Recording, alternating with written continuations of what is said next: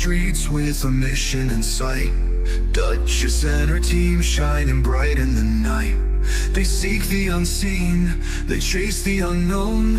Voices for the voiceless, their purpose has grown. The Dutch bus rides tonight. Here's what she has learned from her experiences.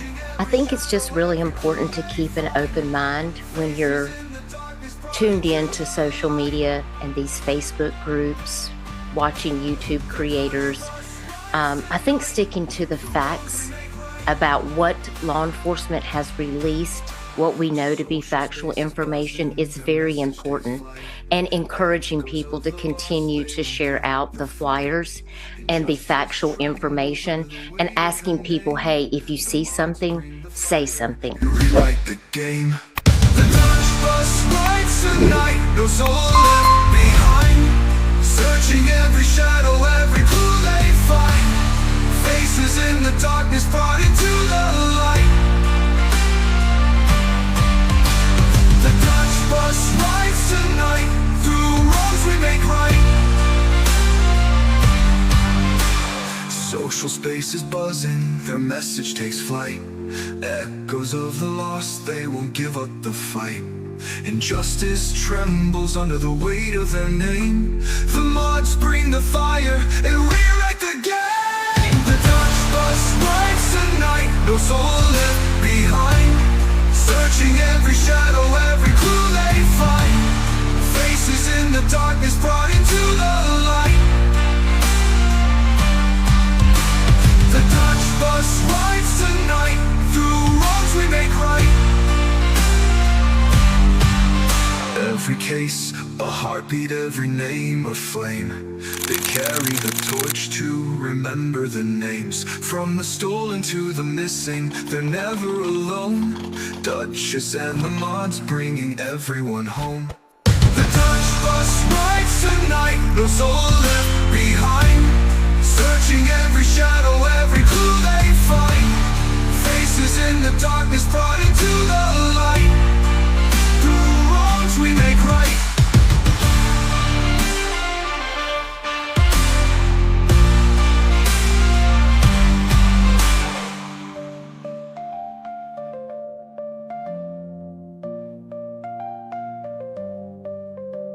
The Dutch bus rides tonight, no soul left behind. Searching every shadow, every clue they find. Faces in the darkness brought into the light. The Dutch bus rides tonight. Through wrongs we make right.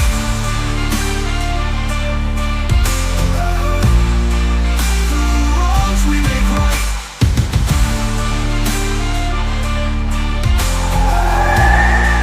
Through wrongs we make right. Hey everybody, happy Monday. My name is Duchess, and this is where we talk about true crime and missing cases.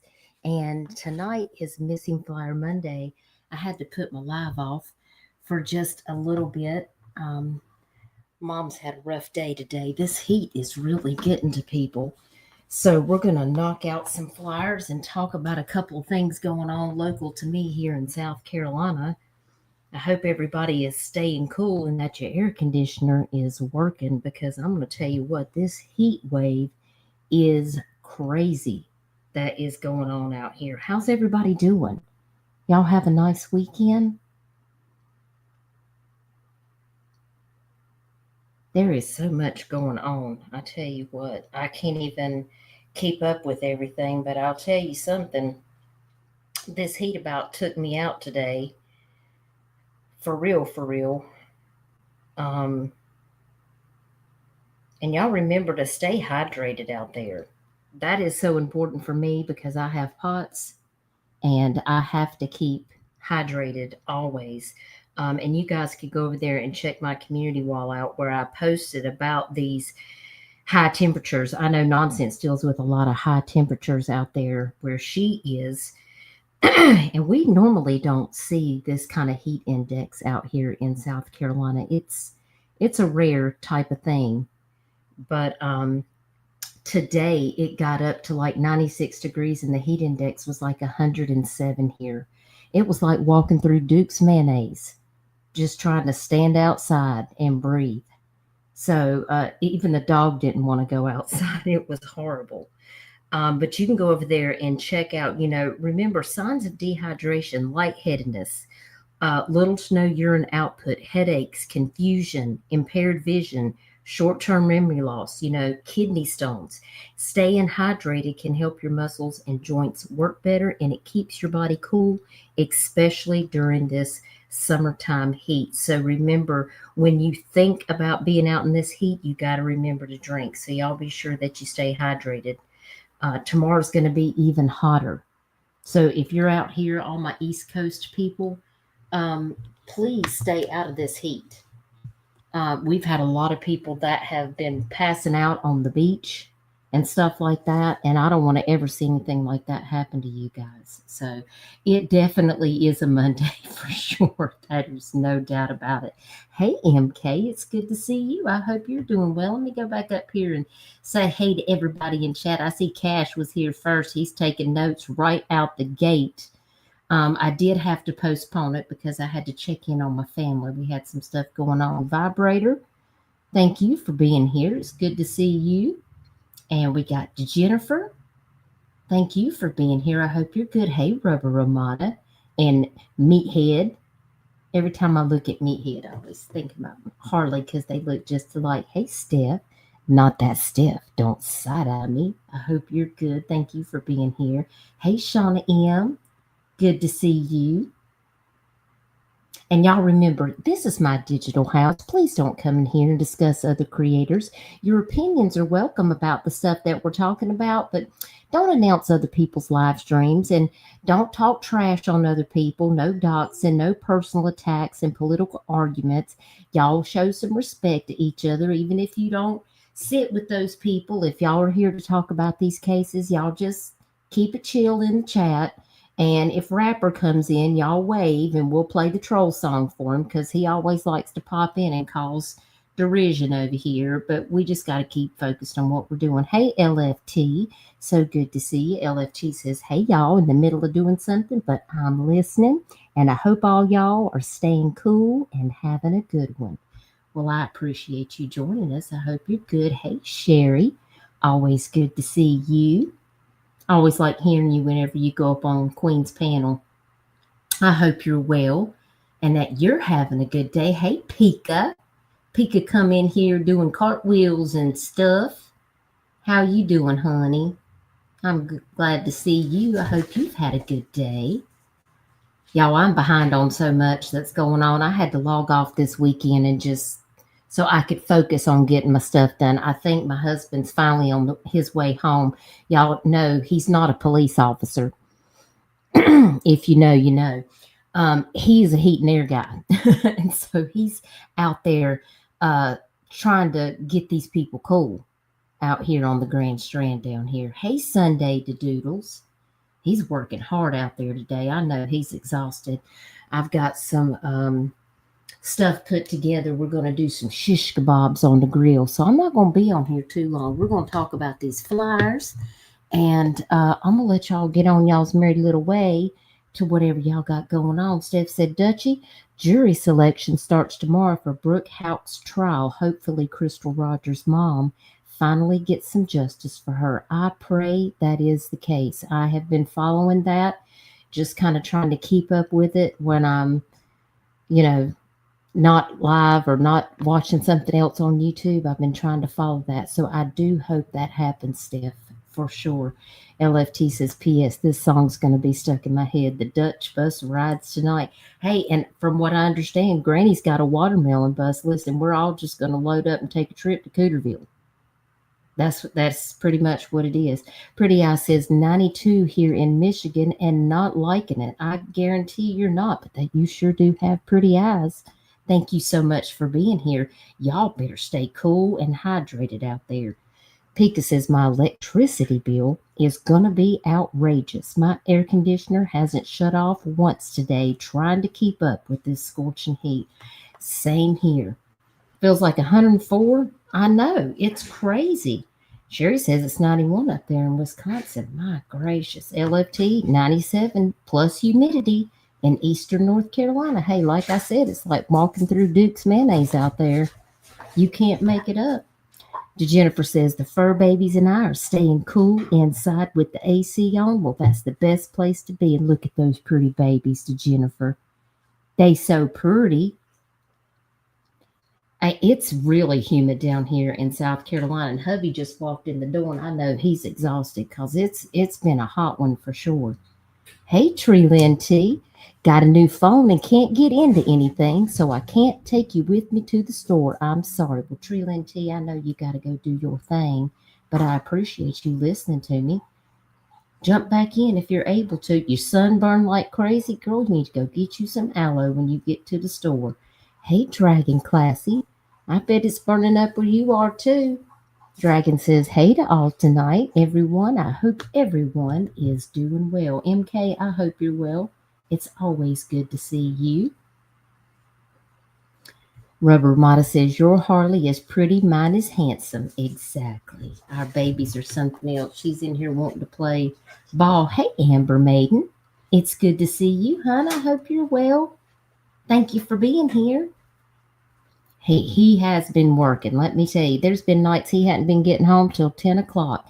But I know that his customers appreciate him because he's keeping them cool. He has a lot of elderly people, y'all, that, they don't have a lot of money. And they're out here without air conditioner.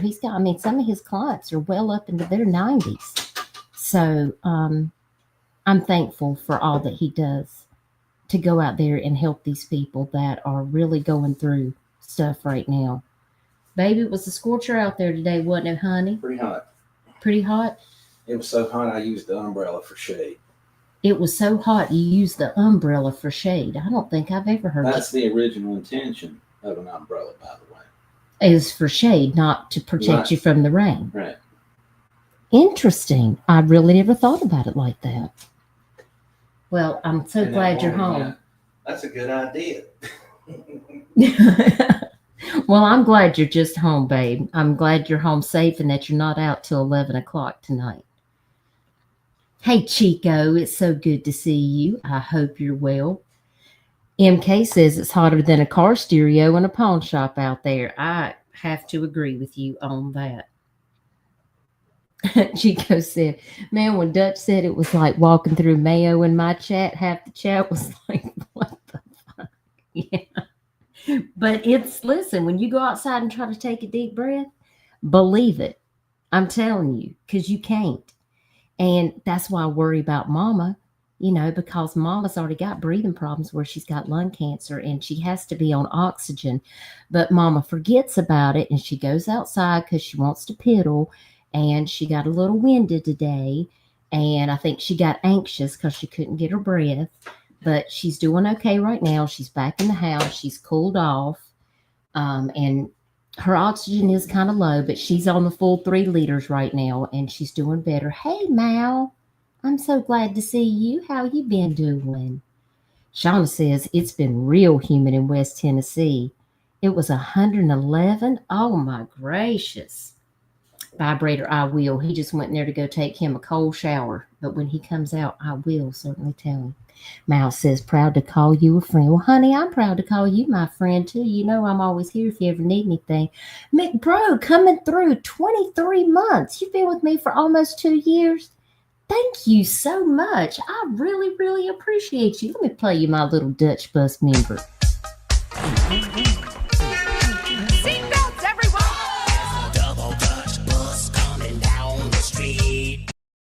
Listen, McBro, don't it feel like that's what we're like on the YouTube streets? We're riding that bus and we're literally going off over the rail into the ditch when we're watching some of these people on YouTube. We can't be having that. That's why we need Kyle to drive the bus. Kyle, where are you? We need you to come drive the bus before we go off the rails. Mal says it was 107 in Minnesota. Oh my gracious. See, that's just way too hot. I don't know if it's the solar storms or what's going on, but this heat's about to take me out. It was the best song. I love that song. That's my favorite. Chico says, I'm done and over it. If people don't get it, they'll never get it. Listen, you can lead a horse to water, honey, but you can't make them drink. All you can do is sit by and watch them drive that bus right over the rail and just file your fingernails and sip your sweet tea and just you just got to let it be. You can draw them a picture. You can give them all the crayons that Pika's got. And by the way, Pika's got all the crayons. She's got all the coloring books. But I mean, what can you do? Nonsense tries to do everything she can to paint them a picture and connect all the dots, but it ain't connecting for these people. So we just got to keep doing what we can do. Nonsense says, I look like I got in a fight. I thought all was good. Just broke it. Oh, I lied to myself.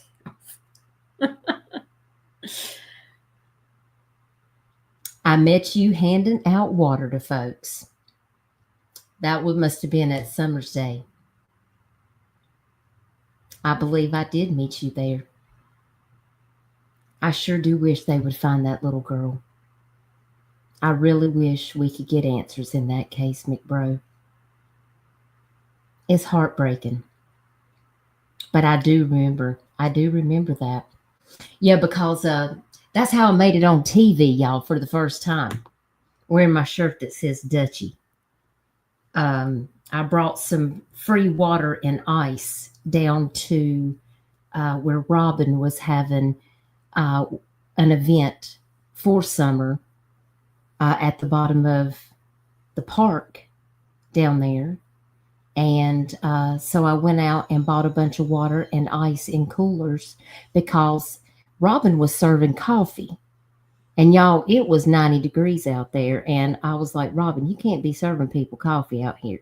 So I went to the store and just bought $150 worth of water and ice and put it in some coolers and brought it out there because we needed some refreshment for sure that day. And it was my pleasure to do that.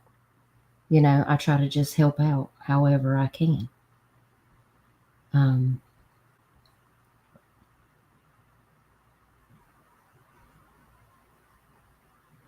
Yeah, it does. That's why I say it's like walking through mayonnaise. It is like you're going to suffocate. Pika said they eat the crayons. You can't give them the crayons. That's the truth. That's the truth. I hope you're okay, Nonsense. Oh, no. Oh, no. That's not good. What happened? What had happened? Hey, Zena. How are you, my lovely friend? Smudges and prayers always for all. Keep up the good fight. Is that from your... Mouse says, is that from your tooth? Oh, McBro, I appreciate you so very much. Nonsense, I hope you're going to be okay, honey. You're going to have to fill me in on all the details. Well, we're going to knock out some of these flyers and we're going to get into it. And then I'm going to let y'all go. Have y'all peace on this Monday because it's too hot to be keeping y'all here too very long. I got to go check on Mama here in a little bit.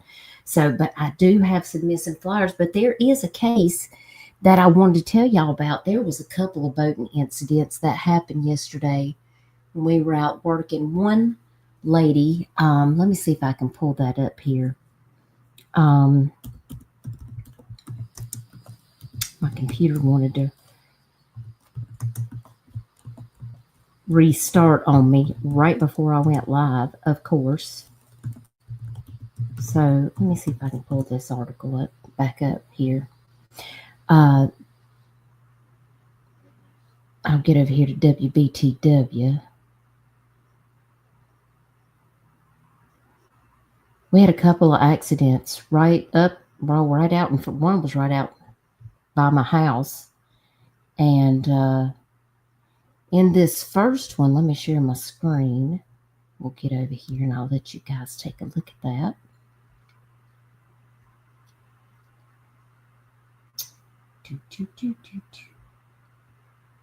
Okay, here we go.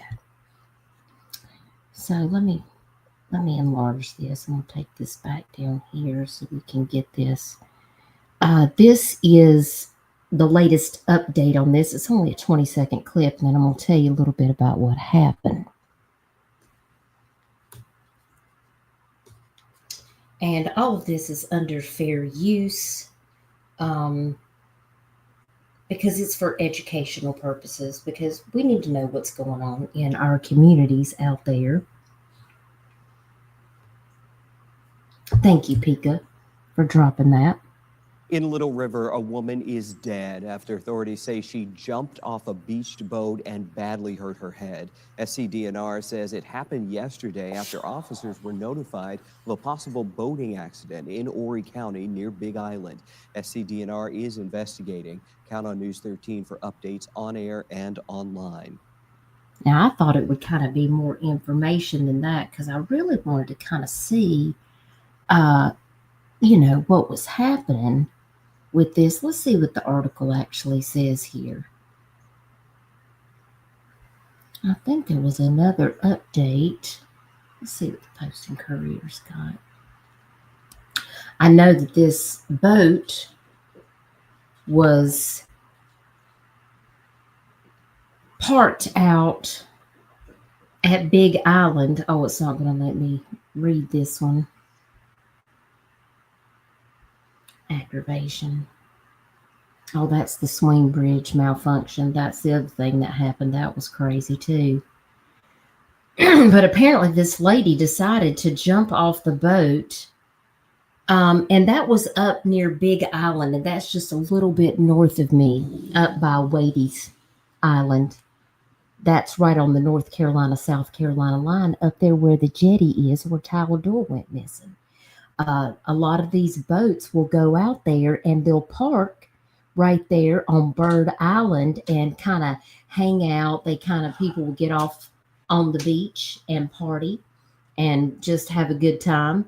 And apparently this lady decided she was going to jump off the boat and she hit her head and then she ended up passing away.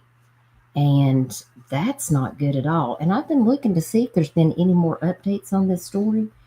But I haven't seen any more specific information. This is all they're given, but this happened yesterday, according to the South Carolina DNR, which I don't like to get a lot of information from them because, as y'all know,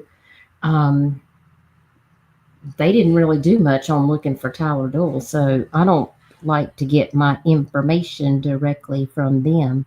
But it doesn't look like there's any more specific information about that. That is really unfortunate that she lost her life making a bad decision. Sherry, welcome to the Dutch Bus, hun. I'm so happy to have you over here on our little island on this side. I appreciate you supporting the channel. So it is your tooth nonsense? Tooth pain is the worst.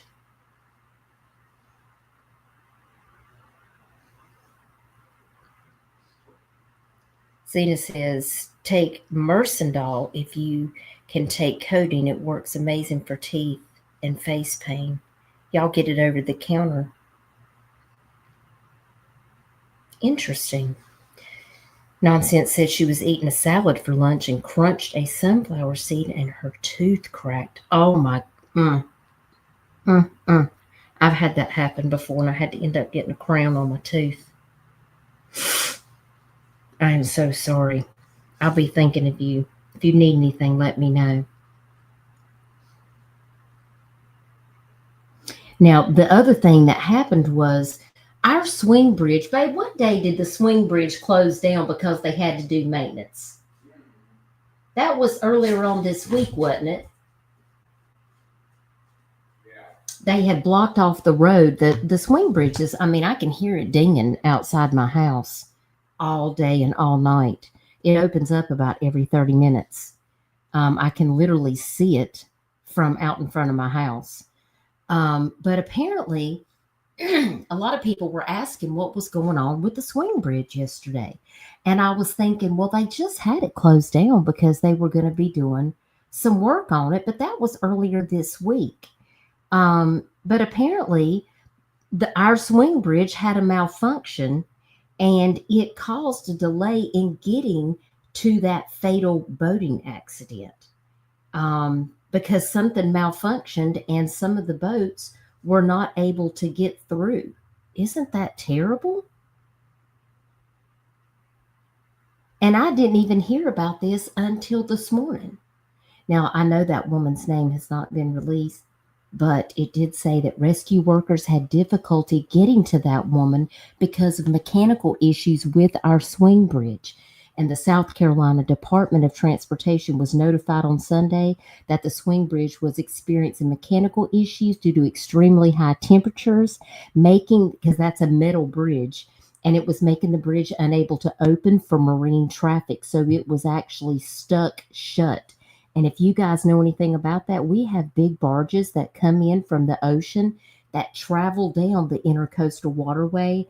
We have huge ships, yachts, sailboats, and they cannot get through to go to the south end all the way through Myrtle Beach down to Myrtle's Inlet to come out the other side if they can't get past our swing bridge.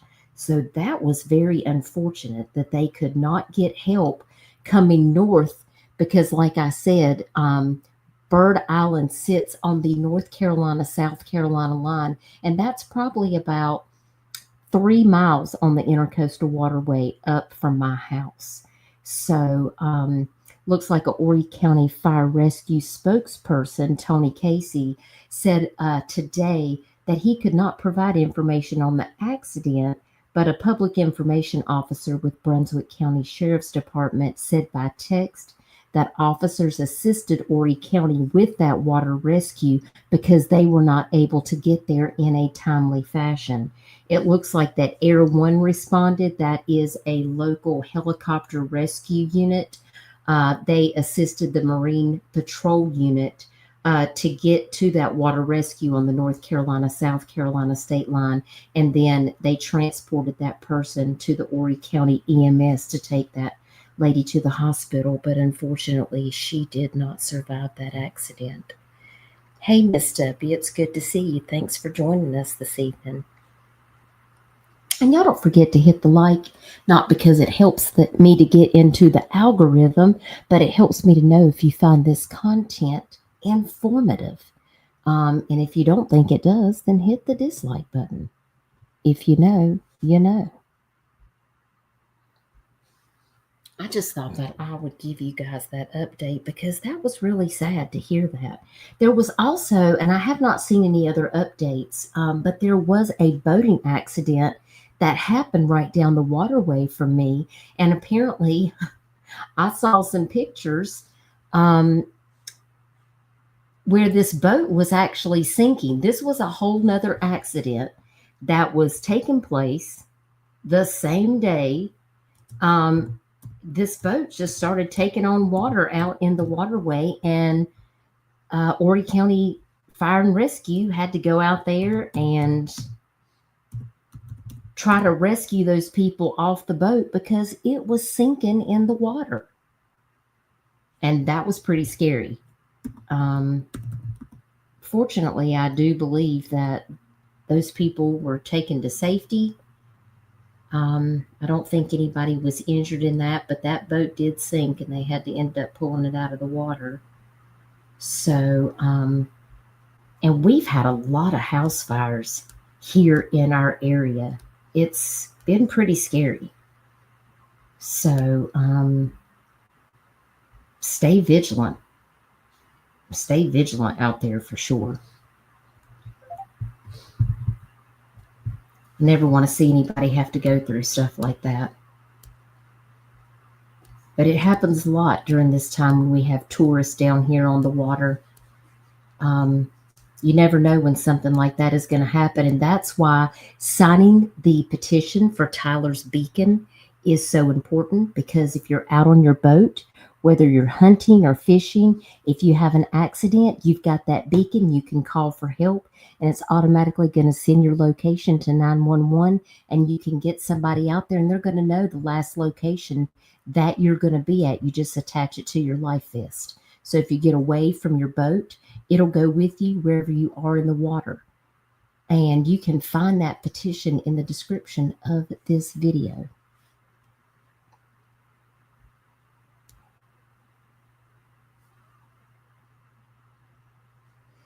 Pika says, anytime you're on a boat, wear a life jacket, regardless if you know how to swim. Accidents happen, and that life jacket could save your life. Yeah, that's exactly right. LFT says, lightning struck a friend's tree right by their house the other night, and it was crazy to see the damage. Yeah. You just never know when something like that's going to happen. We had a firefighter that was injured out in Aner. His own house caught on fire, and he ended up having to go to the hospital. And I do hope that he is doing okay and recovering from that. That's really, really scary when you're a firefighter, but it's your own house that catches on fire. So very scary. I believe that was, he was injured in that. His name was Chris Johnson, and he wasn't with the fire department. He's actually a police sergeant. I'm sorry, I misspoke on that. With Conway, South Carolina Police Department. But their home was destroyed with a fire. That was just a couple of days ago over the weekend.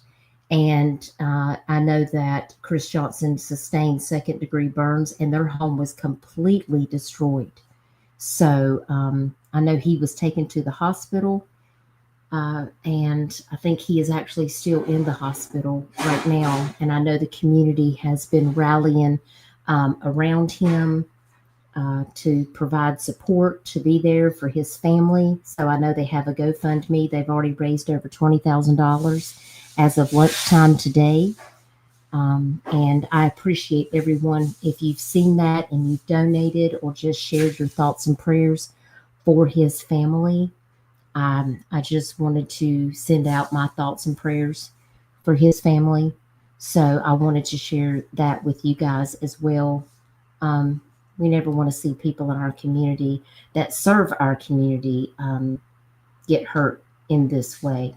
So I wanted to play this little clip about his situation. Along the Grand Strand, the city of Conway and surrounding communities are stepping up to support a Conway police sergeant after fire at his home left him severely injured. News 13's Maddie Cottaspati spoke with the Conway Police Department about just how the community has given back to the Johnson family. Sergeant Chris Johnson is well known in the Conway community. Now, as Johnson and his family were impacted by a fire at their home, the city and surrounding communities are stepping up to help. Whatever they needed, whatever we could do to help was my main goal. On Saturday, Conway Police Corporal Kyle Todd received a call from the wife of his sergeant, Chris Johnson. The news that followed truly shook him. Said that he had been in a bad accident. Their house was on fire. Johnson sustained serious injuries from the fire and was airlifted to Georgia for treatment. From there, the help began rolling in. A GoFundMe page was created by an employee at the department and has raised over $20,000. Todd says the support didn't stop at the Conway community. From the community, police department, other police departments, not only in South Carolina, but all over, are reaching out any way they can. Todd says he wasn't at all surprised by the amount of people giving back. Everybody around here knows Sergeant Johnson, and when he don't have any enemies. He had a bunch of friends, and when everyone found out who it was and all that he's done for people, I knew that people are going to be anxious to help whatever they could. Officials with the Horry County Fire Rescue say the cause of the fire is still under investigation. Conway Police Department says anyone looking to make a monetary donation can do so on their GoFundMe page. We'll have a link to that on our website, wbtw.com. I really do hope that he's going to be okay. Second-degree burns is no joke, y'all, for real. Not at all. So we want to send up our thoughts and prayers for him and for his family because they lost their home.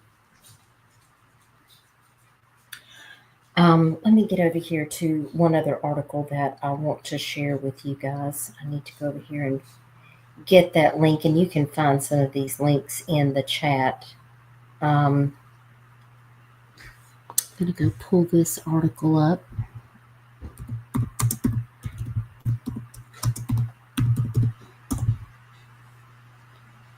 Here we go.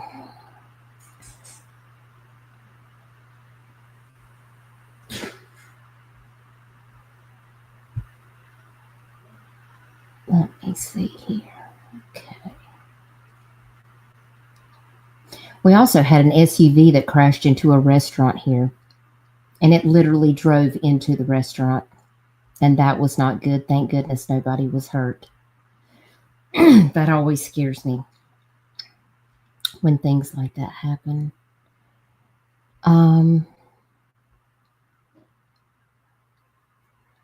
Let me see. We talked about the Myrtle Beach woman that was charged with the homicide of the 11-year-old girl, and she still remains in jail. But there's another case that I want to share with you that has been happening in my community, and some of you may be familiar with it if you're from South Carolina. So we're going to talk about that for just a few minutes. Horry County woman sentenced to life in prison for killing her ex-husband. And this is in regards to a lady from Murrells Inlet, Megan Marie Jackson. I don't know if you guys are aware of this, but the South Carolina 15th Judicial District framed her case as a tale as old as time, with an affair, a pregnancy, and then a murder.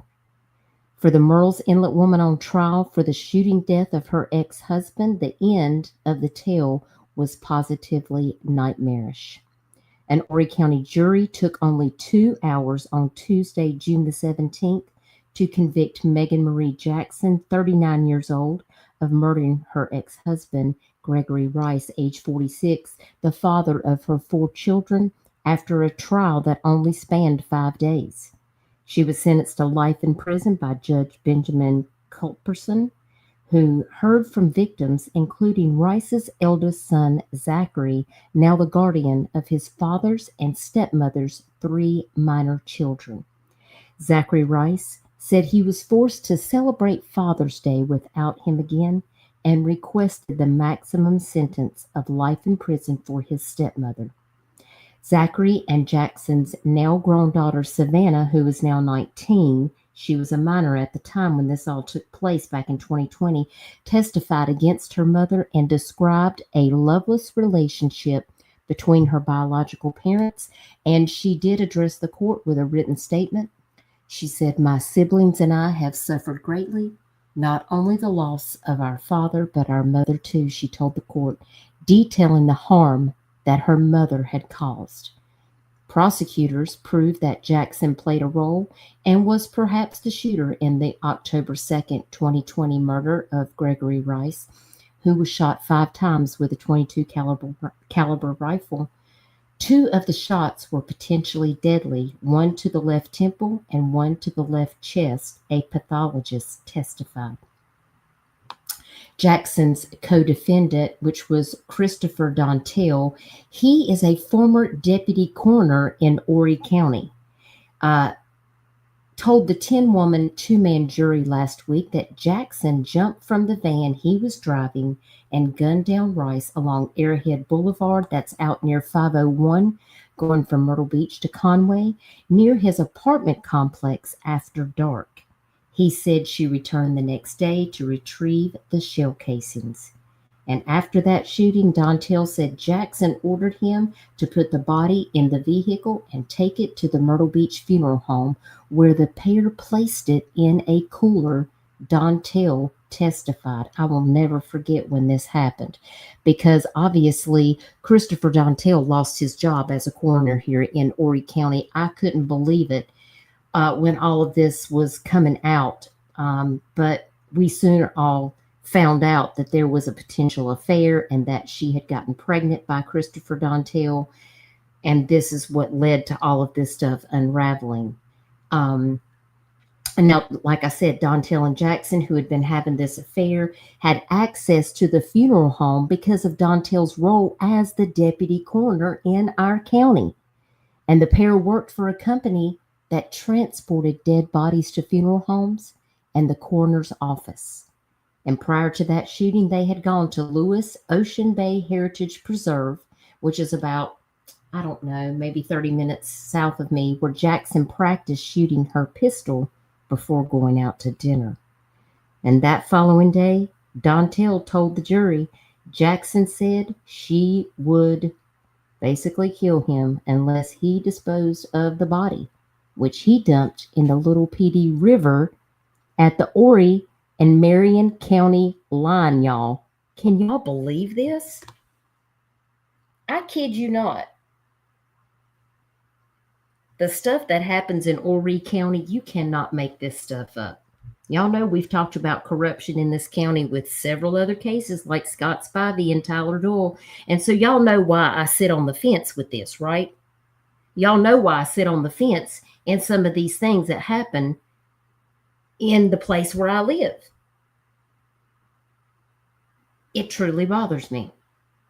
Now, according to this, under cross-examination by defense attorney Tommy Britton, he said he watched Jackson gun down the father of her children, and he took her threat seriously that she might take his life. He said he lied to the police at first, but changed his story and told the truth about the shooting to protect his family because he feared that Jackson would do them harm. This part, trigger warning, before I read this out loud. You just watched this trial, cat's eye? I did too. I know, Chris. Look at J.P. Miller. You can't make this up. Rice's maggot-damaged body was found about a month later, after he'd been dumped in the PD River. Yep. And 5 bullets were extracted from his corpse.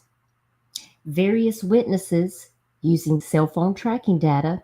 There's that digital forensics right there, y'all. See how important that is?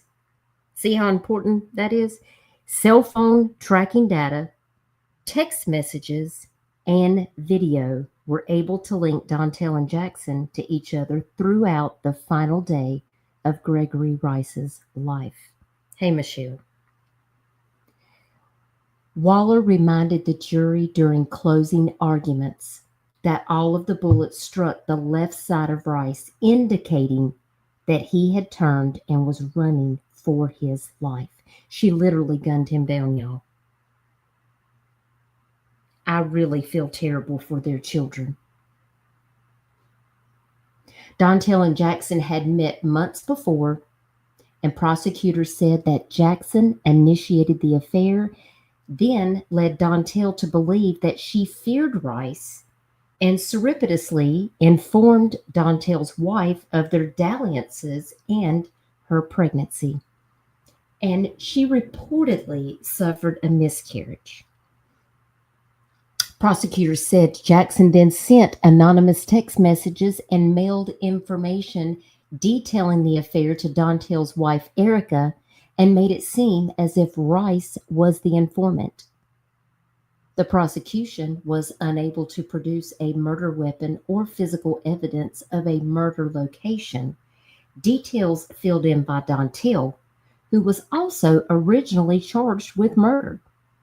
While he had no plea agreements regarding sentencing, he testified against Rice and will now be sentenced after pleading guilty to single counts of conspiracy to commit murder and accessory after the fact.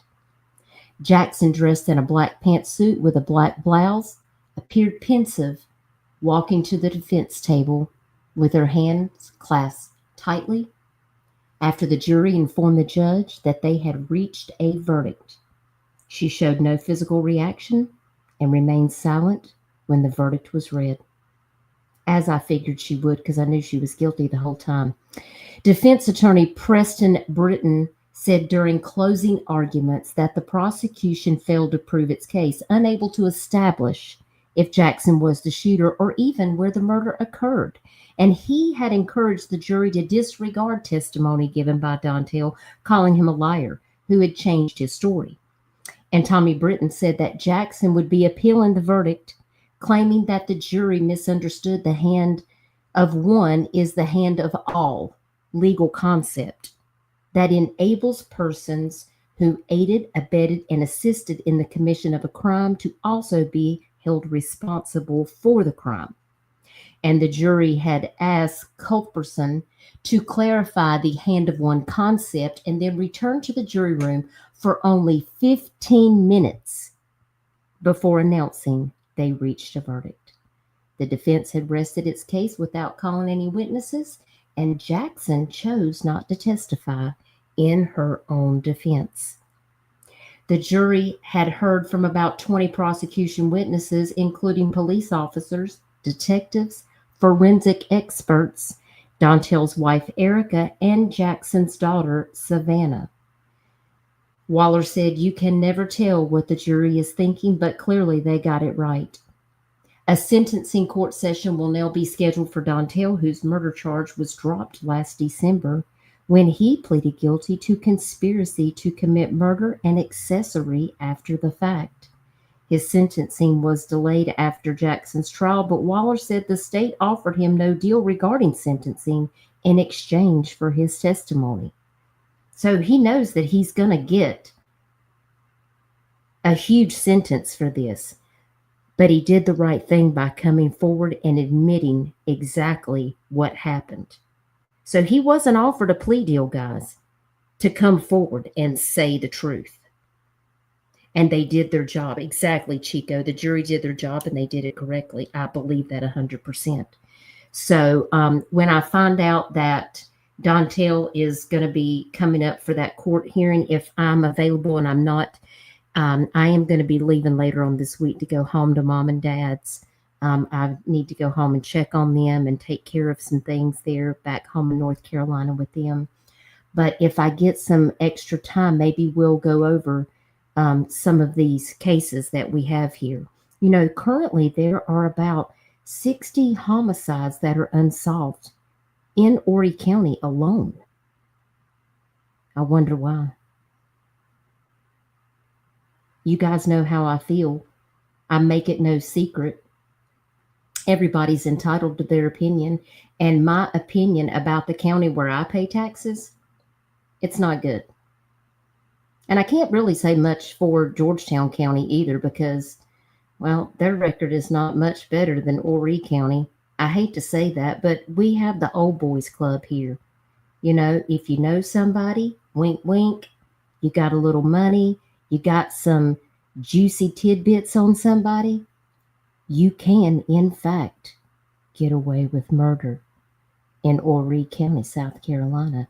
And, well, we've talked about a few cases where people have mysteriously gone missing or actually been proven to have something done to them and no one held accountable. Now, I've not heard back from AJ to talk about Scott Spivey's case, but as soon as I get back in town from my mom's, if I don't hear back from her, I will be scheduling a stream, and we're going to go ahead and just talk some more about Scott Spivey's case, because I still have some things that I want to share with you guys and things that I want to talk about. Because we have to keep the awareness out there, because there are a lot of families where I live that are still waiting for answers. They are still seeking justice. Some of these people are my very good friends, people that I consider close friends to my family. No answers, not even SLED is speaking about Tyler's case. And it's been, golly, it's been over 20 months. And they still have not come forward with any information about Tyler Doyle's case. So we have to stand up and we have to use our voices. And remember, if you see something, No matter if you are in Horry County, anywhere in South Carolina, or in any other state in this country, if you see something, say something. Because you could save somebody's life. You could bring answers to a family that has been seeking justice. Don't turn a blind eye, guys. It is so very important. We have a due diligence to speak up because these families are just going without answers, and it's not right. Sunday, the chat is freezing and it's possessed. Oh my goodness, that's not good. Hey, Nana's Dragonfly, thank you for joining us. I hope you're doing well. You've been in my thoughts and prayers, and you know that if you need anything, you can reach out to me. I don't think I'm that far from you. I'm up here in Little River, but I do want you to know that I'm so very sorry about the passing of your husband, and I know that this must be a very difficult time for you. But if there's anything that you need, please don't hesitate to reach out. And I appreciate y'all being here. These cases are very important to me because, well, my parents have had a second home here since 1978. I was 4 years old. That's how long I have considered this my second home. And when I graduated college, I moved here permanently in 1999 to take a job at Grand Strand Hospital before HCA bought it. And that's how long I've lived here. So this is my home. And we're going to keep standing up for justice. Michelle says it took me 3 times coming in and going back out to get a chat text box. Oh my goodness. Well, it sounds like YouTube does not want me to be talking about this. Maybe that's it. Okie Crime News. It's so good to see you. I hope you're well. Thank you for being a member for 4 months. I hope you're staying hydrated out there. It has been such a hot one. Nana, I hope you're staying cool down there because I know it was hot down where you are because, honey, it was burning up here today. I saw rescue out on the water 3 times today, and I'm sure it's because people were out there getting overheated. So y'all got to stay vigilant out here. If you're coming to Myrtle Beach, South Carolina to vacation, make sure y'all are staying hydrated, that you're staying vigilant. Keep your head on a swivel down here because not every place in Myrtle Beach is tourist friendly, honey.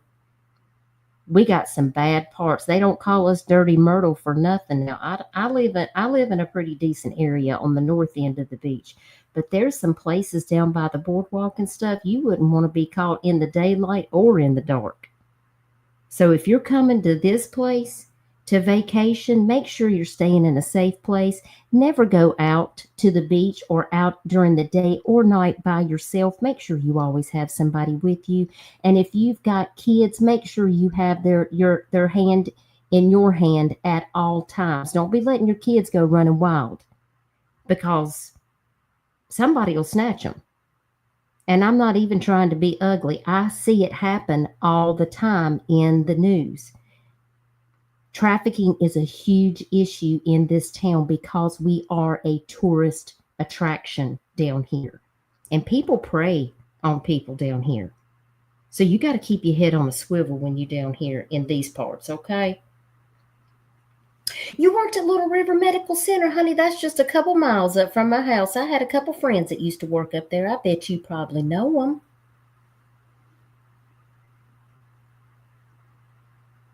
I'm kind of glad I'm not in the medical field anymore. Everything's for a season. My season's over with that, for sure. And don't forget, if you want to support a 501c3, you can get your bonfire merch today. These shirts right here, these are not the only ones that are available. These are just examples. The support link for the 501c3s, if you want to grab some Dutch Bus merch, is in the link of the description of this live stream.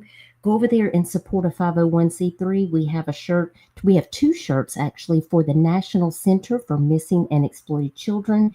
We have the Everything is Fine shirt, and that supports the Broken Link Foundation. That is a local 501c3 that helps families get search and rescue, They put out missing flyers. They help coordinate with law enforcement. They are out of Columbia, South Carolina. Wonderful people. I work with them to help, if there's cases that we need help on, I always reach out to them. Wonderful group of people. And then we have another shirt, the Peace, Love, and True Crime, and that shirt actually supports Texas EquiSearch. We appreciate all they do. No, baby, I'll be in there in just a little bit. Thank you, baby. He just grilled us those.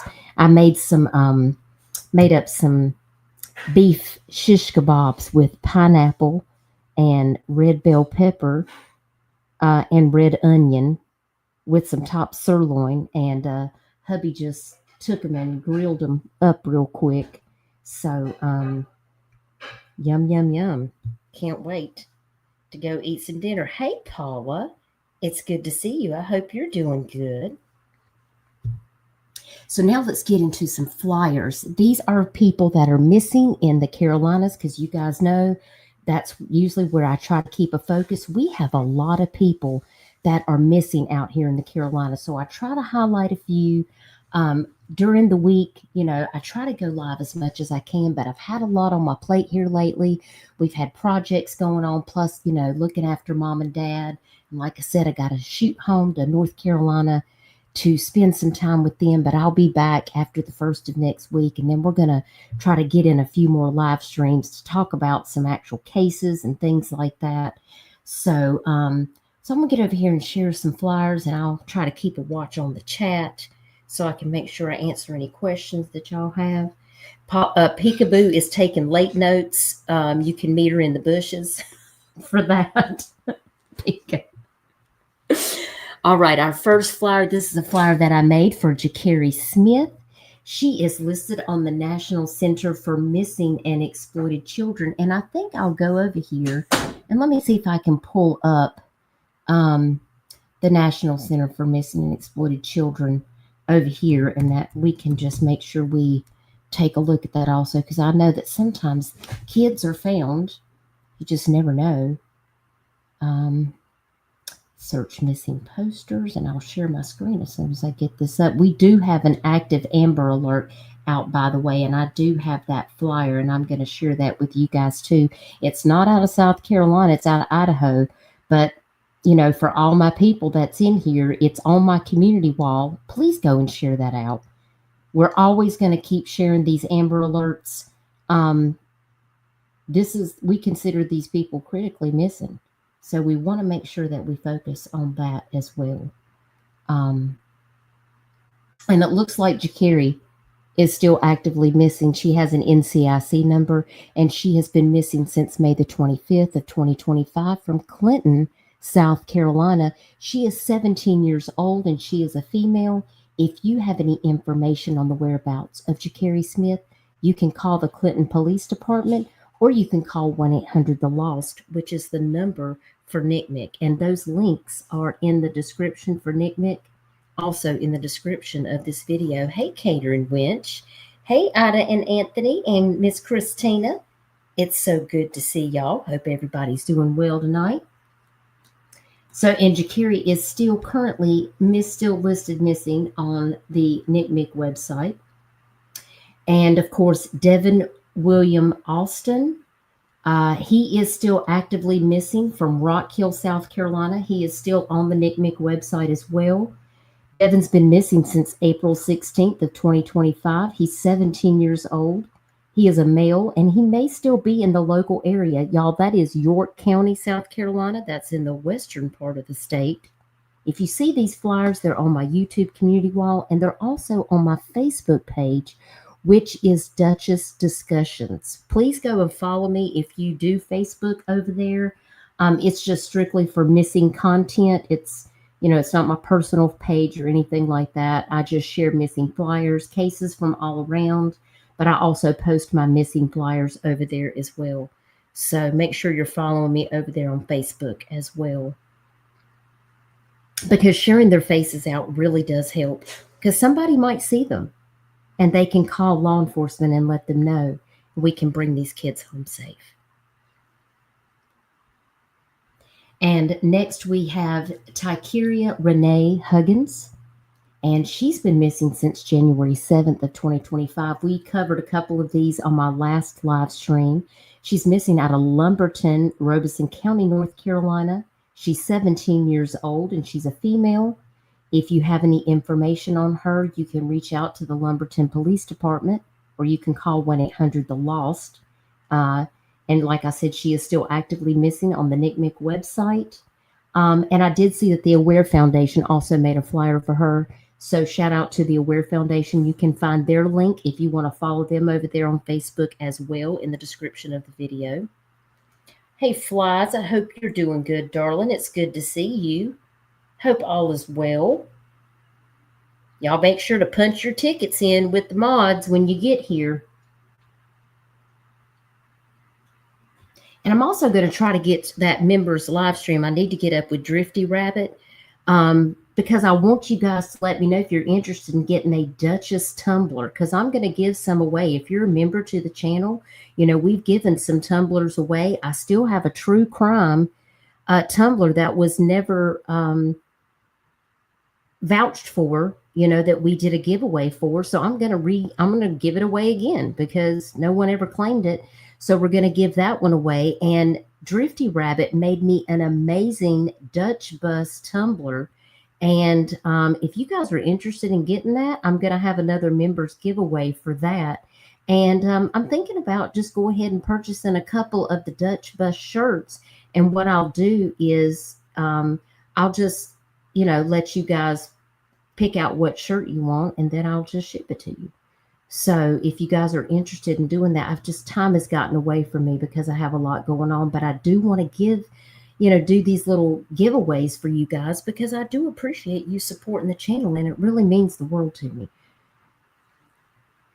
Catering Winch, thank you for coming in and gifting 5 Dutch Bus memberships.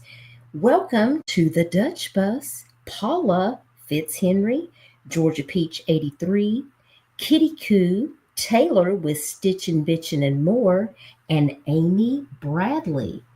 Welcome, welcome, welcome to the Dutch Bus. We appreciate y'all joining the membership. Catering Winch, I really appreciate y'all so very much. Seatbelts, everyone! Double Dutch bus coming down the street.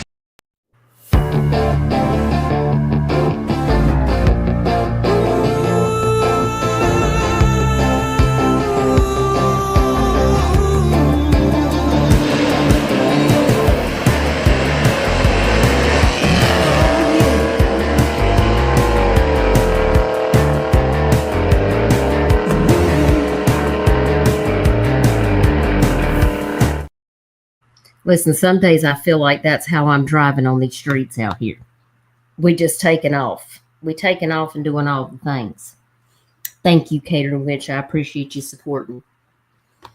But like I said, if you want to grab up any of these flyers, they are on my Facebook. They are on my YouTube community wall. So please do share them out. All right, let me get back up here and we'll get on to the next flyer that I got for you guys. And we also still have Winter McGregor Smith. She is missing out of North Charleston, South Carolina. She's been missing since June 3rd of 2025 at the Siesta Motor Lodge on Rivers Avenue. She's 17 years old. She's considered a missing runaway. She's 5 feet 4 inches tall and weighs 115 pounds. If you have any information on the whereabouts of Winter Smith, you can call the North Charleston Police Department, or you can send them an email, and that is all listed on this flyer right here.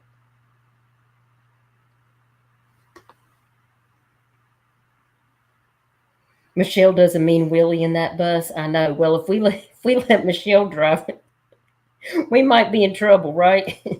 Chico says, magic, $5. I'll teach you all the ways of the master.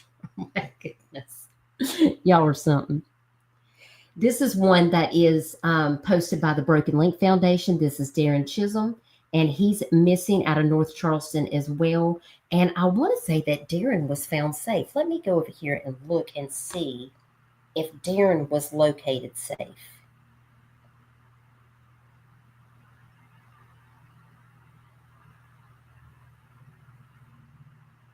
No, it looks like Darren is still missing. It says our detectives are looking for a missing runaway juvenile.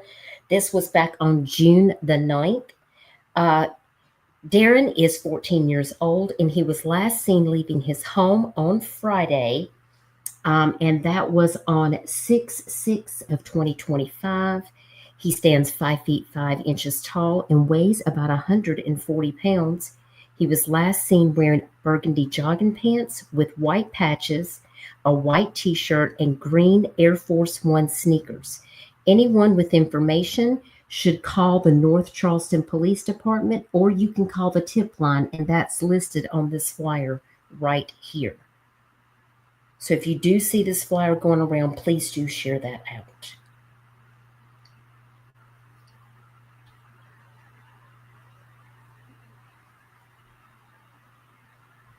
All right, and next we got Cheyenne East, and she is still missing out of Greensboro, North Carolina. That is Guilford County. She was last seen April 19th of 2025. She might be in the Fayetteville, North Carolina area, or possibly in Conway, Myrtle Beach, or Longs, South Carolina. So I'm calling all my North Carolina and South Carolina people, please share this flyer. Her hair is red, but it may be dyed purple with blue undertones. She has hazel eyes, and she has tattoos. She has a tree with a moon on her forearm, plus a ghost, car, a cross, heart, and other tattoos that are on her hands, fingers, arms, and legs. If you have seen Cheyenne East, please call the Greensboro Police Department, or you can reach out to NCMEC at 1-800-THE-LOST. Hey, Taylor, you got gifted a membership. Thanks for being here. I hope you've been well. She is found, Elizabeth, Cheyenne is?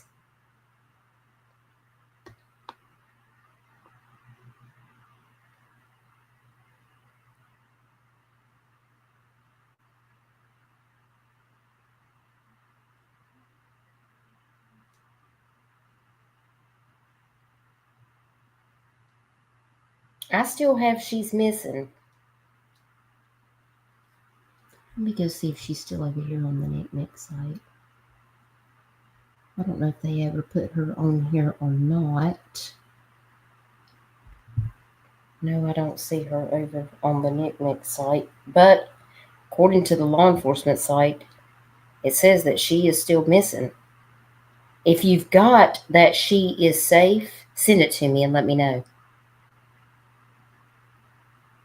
I didn't see it where I was looking.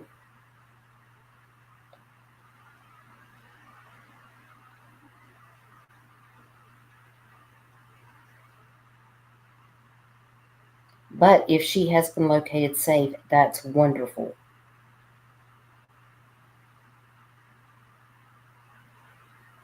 Let me know, Elizabeth.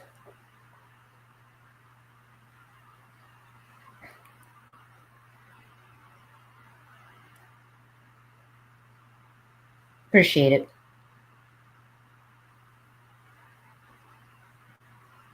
Okay, Taylor, I'll do it. I certainly will. You just send me a message and let me know when you're going to be live, and we'll do it. I appreciate you. Now, Hunter Ray Riggin, he's still missing. He is on the NCMEC website as well. He's been missing since June the 4th of 2025 from Anderson, South Carolina. He's 17 years old, and he is a male. And Hunter may stay local in that area, or he may travel to Charleston, South Carolina. If you have any information on Hunter Ray Riggin, you can contact the Anderson City Police Department, or you can call 1-800-THE-LOST at NCMEC.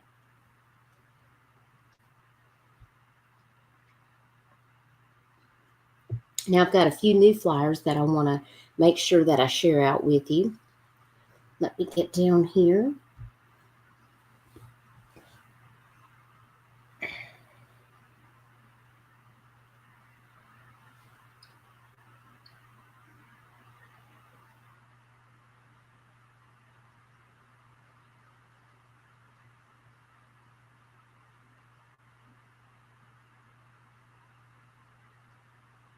Okay. Oh, and it looks like I just got an update from The sheriff's office saying that Benjamin Stephen has been located as of 8 p.m. So just 56 minutes ago, Benjamin was located safe and unharmed.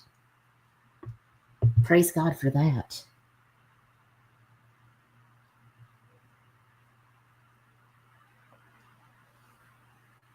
I like getting the good reports. Hey, Allie. Y'all, if y'all could just say a prayer for my sweet sis, Allie, in the chat. Allie lost her grandfather. And if y'all could just keep her in your thoughts and prayers, I would appreciate it, because I know that's a difficult time. I think her mom's having a really difficult time with that. And I just wanted you to know, Allie, that I love you, sis. And I'm here if you need anything. And I hope you're doing okay. You've been in my thoughts and prayers. God is good, flies, all the time. All the time. Hey, Mercedes girl, it's good to see you. I hope you're doing good. So Benjamin was located safe at 8 p.m., so that's great. All right, the next flyer we got is Matthew Allen Miller. And I just noticed that Matthew just recently came up missing. I had April to message me today, one of my friends on Facebook, and she let me know about Matthew, and I had just made him a flyer. Matthew Allen Miller is missing out of Henderson, Vance County, North Carolina. He was last seen on June the 20th of 2025 in the area of Highway 158 Business in Henderson, North Carolina. The Vance County Sheriff's Office is asking for the public's assistance in locating Matthew Miller, who's 43 years old. He was reported missing by a family member.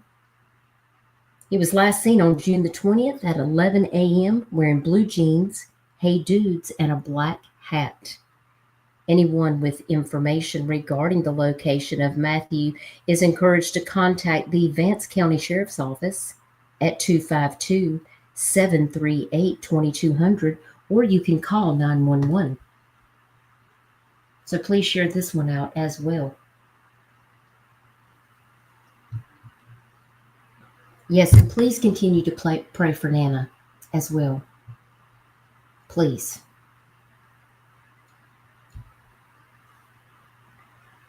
Now, we do have Serenity Helen Tedder. She was also listed on the NCMEC website. She was missing from Whiteville, North Carolina, and she was located.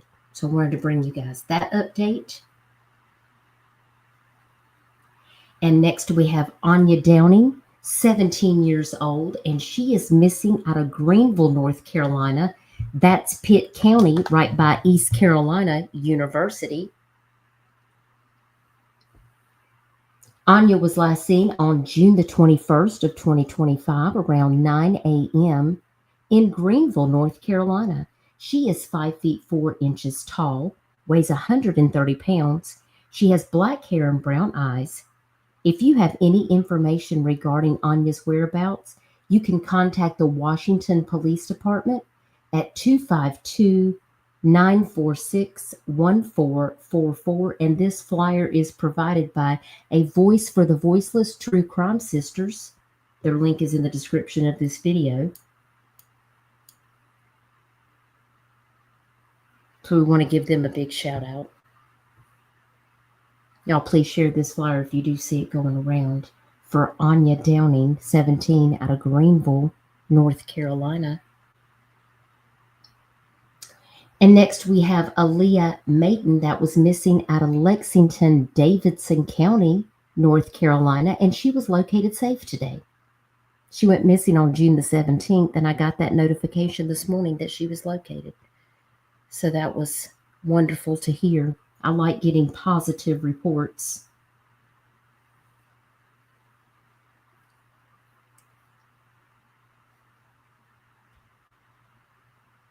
Now here is this Idaho Amber Alert, and you can find this on my community wall as well. Hey, Ava Hawkshaw, good to see you, love. This is Rachel and Alan Fisher. Again, this is an Idaho Amber Alert that went out today. This Amber Alert was issued for 2 teenagers from Montview, Idaho, with ties to the fundamentalist Church of Jesus Christ of Latter-day Saints who may be in danger. So I'm calling on my West Coast people right now. Please share this out of Jefferson County, Idaho. They were last seen June 22nd of 2025. Alan Fisher, 13, and Rachel Fisher, 15, may be traveling in a gray Honda or Hyundai sedan with Utah license plates, according to the Jefferson County Sheriff's Office. Their mother, Elizabeth Roundy, has full custody of the kids and left for Bible study Sunday evening. When she returned home, they were gone from their Jefferson County property. They may be headed to an FLDS group in Minden, Utah. They may be with adult siblings.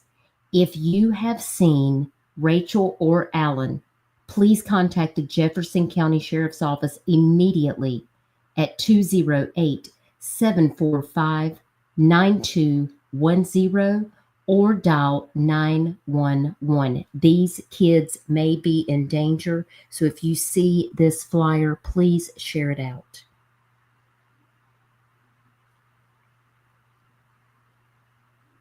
Yeah, Chico, just if there's ever a flyer you want me to feature, just send it over to me and let me know, and I'm happy to do it.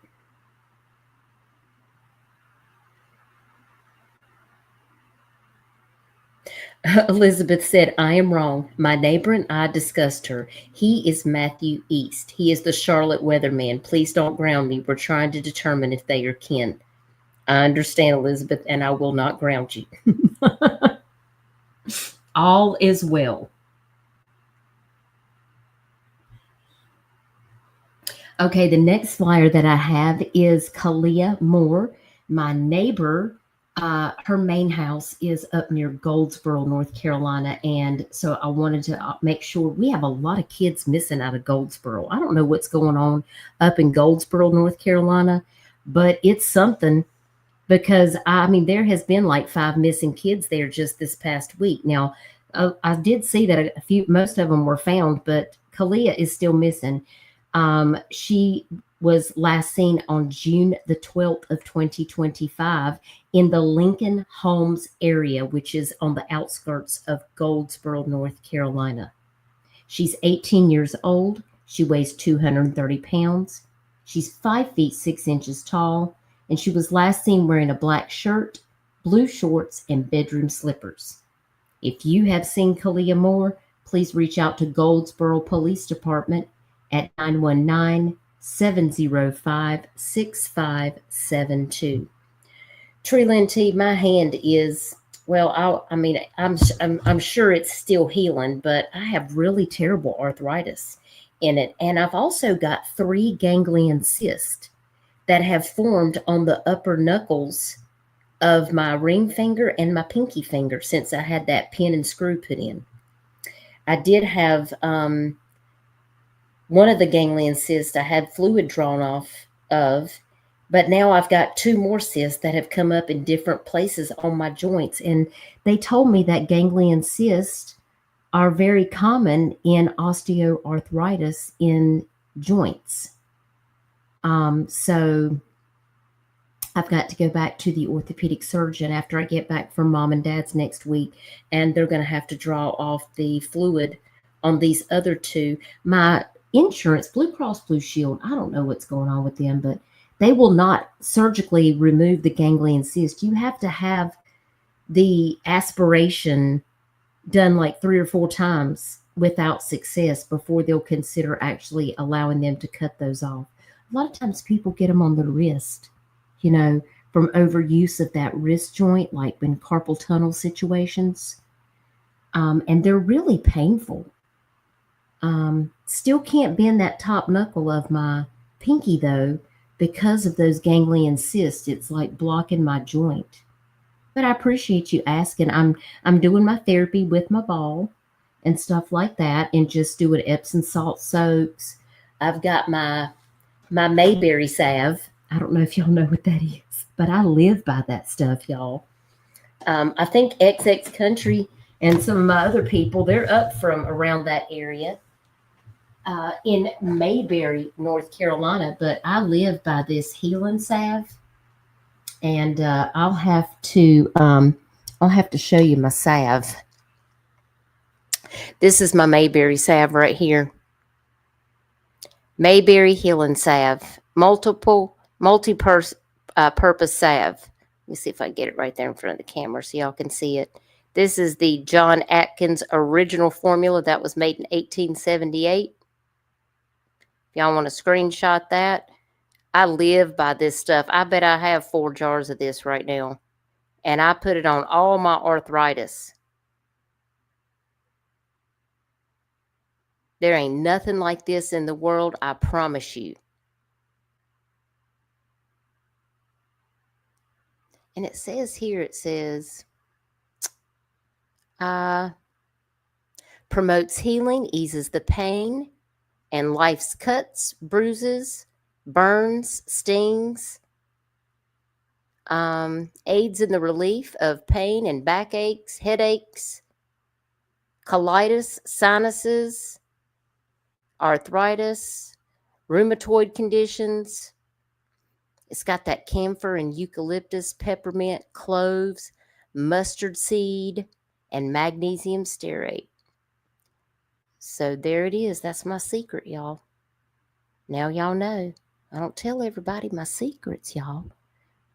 But now 24 of y'all know my secret. Y'all better run and get you some. I think you can find it on Amazon. Honey, it does. It works for everything. I put it on everything. McBro said, get out the heavy Bible and smash it as it goes. McBro, I did ask. That's why they call it the Bible says. Yeah, because so you can crush it with the Bible. Well, I asked him if he thought that would be a good idea, and he said, no, ma'am. Do not do that. And I said, okay, because I got like a 75-pound old family Bible from the 1800s that's been passed down from my great-great-grandfather and mother. And I'm going to tell you what, that thing is heavy. I'll have to show it to y'all sometime. And it's a no for me. I'm not even going to do it. Raleigh's cream's pretty good too, but I like my Mayberry salve.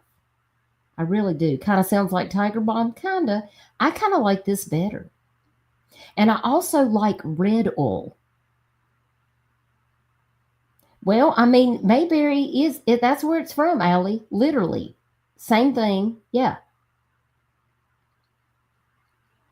I also have this stuff called red oil. And I know y'all think I'm going to be crazy. But I put that on everything too now. I'm going to give y'all all my secrets today. And red oil, I love this stuff. And they make this in the town right next to where I was born and raised. And it's good stuff too. It's good stuff too. Let me show you this. Red oil right here. Y'all screenshot it. It's expensive. But it works great. I'm old-timey. You know, my meemaw, she gives me all the tricks in the book. You know, if it works, right? If you know, you know. All my old school people in here. Y'all know. Chatty, thank you for the 5 on it for the Puppy Treat Fund. I appreciate that. Harley will be so grateful. In fact, I just made a TikTok because I bought her some bully sticks and some pig's ears today. So I always tell her now, you know, Chatty bought you these. And she just loves it. I appreciate you, darling. Thank you. Thank you so much. Hit up Andy Griffin for some. I do for my members. I sure do. I do have giveaways for my members.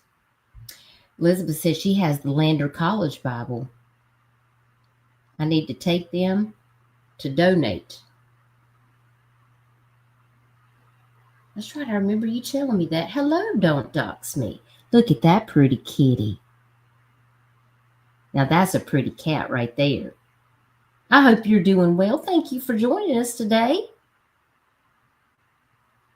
You got the Watkins liniment. Yeah, it's probably, yeah. Well, I mean, it does. Listen, let me tell you, it'll wake you up. If your head is stopped up, you just open this Mayberry can and smell it. Lord, it'll take you out. It'll knock you out. But I promise you, your arthritis will feel better. And when I can't sleep at night, I just coat that on my hand, and it works better than taking this Celebrex for my hand. So Allie said, my grandma always said to put garlic and olive oil in your ear for ear infections.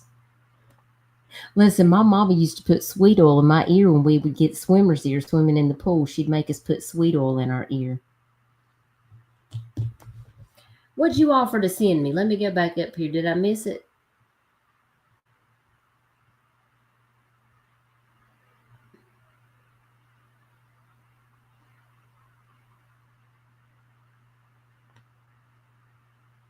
What you offering to send me? Well, catering it helps it does help those cysts to feel better because they're pretty painful.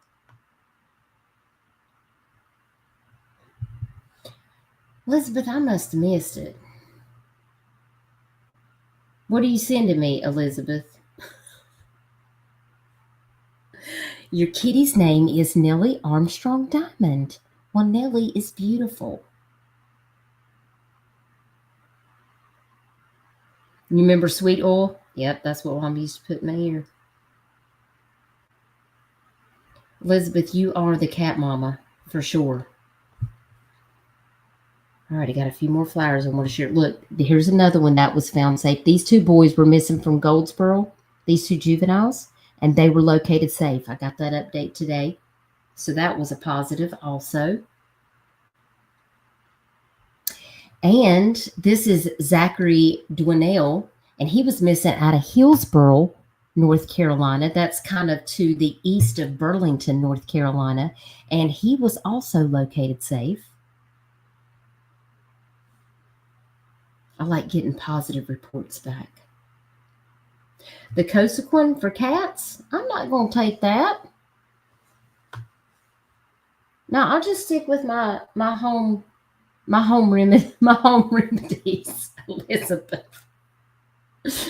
Oh my gracious. All right, and next we have a missing juvenile out of Randolph County, North Carolina.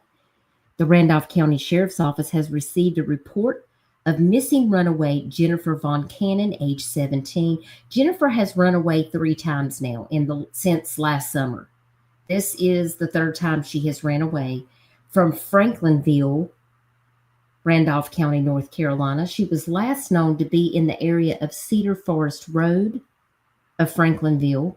And at that time, she was wearing pink pants, a black or blue jacket, and brown sandals. And she may be carrying a backpack or other bags. She's approximately 4 feet 8 inches tall, weighs 90 pounds, and has blonde hair and blue eyes. If you have any information on the whereabouts of Jennifer Von Cannon, you can contact 911 or the Randolph County Sheriff's Office. And that number is 336-318-6699.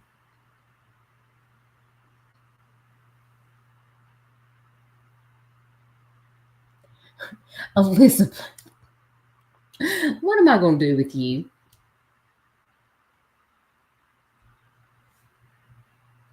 All right, next we got Jacob Stapleton, and he's been missing out of Vander, Cumberland County, North Carolina. And Vander is kind of like one of those little areas that's kind of on the outskirts of Fayetteville, North Carolina. He's been missing since June the 20th of 2025. Again, that is Cumberland County, and there's all kinds of crime, missing people, nefarious stuff. Always a lot of action going on in Cumberland County, North Carolina. This young man was last seen wearing black jogging pants and a gray long sleeve t-shirt. Jacob is autistic, and he may not respond if approached. The thing that disappoints me about this is that in North Carolina, autistic kids automatically get an endangered missing alert with the North Carolina Center for Missing Persons. And if you're in North Carolina, you know that. And Jacob, as of lunchtime today, had still not been given a endangered missing alert in the state of North Carolina. And I'm a little concerned about that because Jacob is autistic. I do hope this young man is found safe. Again, he was last seen in the Fayetteville, North Carolina area, and that area is in the Vander community. No known direction of travel at this time. If you see Jacob, please reach out to Alan Stapleton immediately at 910-850-9922, and that is with the Fayetteville Police Department. I do hope this young man is found safe, because the first thing that crosses my mind is Sebastian Rogers. You know what? They did not even tell me in this post how old Jacob Stapleton was. This is all of the information, y'all, that was given to me about this missing autistic young man. This is it. I did not get a height. I did not get a weight. I did not get an age. This is all of the information that was available, still as of today. And apparently his parents are not on social media, and there's somebody that's given answers for the parents on social media, and they couldn't tell me anything when I asked them.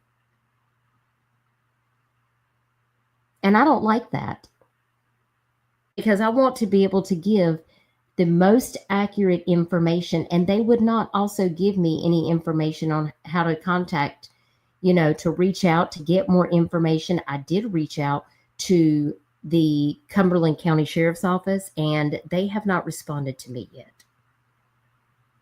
So I'm hoping to hear something back. I have sent them a message, and I did call them, but they did not return my call today. So we just do what we can, So I had to go ahead and make him a flyer, because I can't just wait on that. Jacob's face needs to be out there. Oh, there is it. They have updated an age on there. Don't dox me. Thank you for letting me know. I will definitely update his flyer when I finish this live, because when I first got all of this information, they didn't have his age or anything on there. So I appreciate you letting me know. Is that on Cumberland County Sheriff's Office page? If you're on Facebook, will you send me a message with the link to where you found that, so that I can go and make sure that, see if there's any new additional information that they have edited to add on to that? I would appreciate it.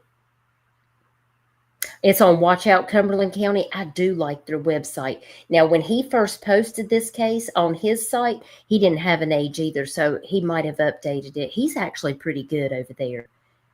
I do like their information, so I'll go back over there on Facebook and check out his post. Because when everyone was first sharing this about him, they did not know information. So hopefully, whoever it is that's speaking for the family on social media, maybe they have been, adding that additional information people have been leaving in the comments.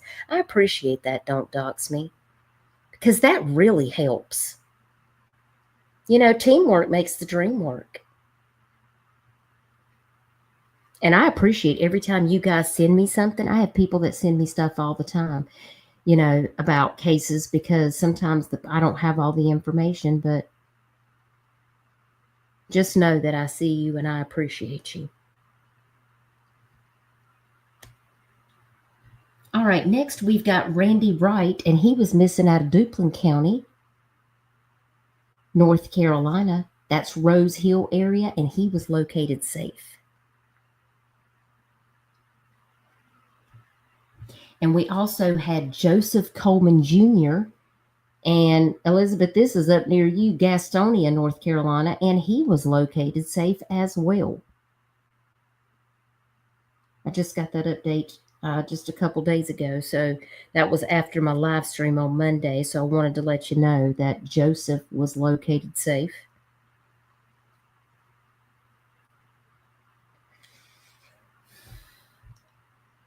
And also, Divin Revels, we talked about him last Monday, 38-year-old Native American male. He was also located safe.